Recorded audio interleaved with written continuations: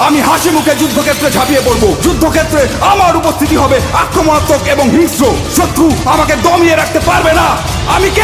আমি একজন গর্বিত সৈনিক। আমি যুদ্ধক্ষেত্রে শুধু বিজয়ের অর্থ বুঝি। পরিস্থিতি যতই খারাপ হোক না কেন, আমার হাত পা গুলো দুর্বল হয়ে পড়লে আমার মানসিক শক্তি আমার শরীরকে এগিয়ে নিয়ে যাবে। কিন্তু আমি কখনোই আত্মসমর্পণ করব না। আমি সর্বদা আমার দেশের সম্মান, গৌরব এবং মর্যাদা সমুন্নত রাখবো। আমি কে? আমি বাংলা মায়ের একজন গর্বিত সৈনিক। দেশ আমাকে স্মরণ করবে, ইতিহাস আমাকে স্মরণ করবে। আমি কে? আমি একজন গর্বিত সৈনিক। আমি কে?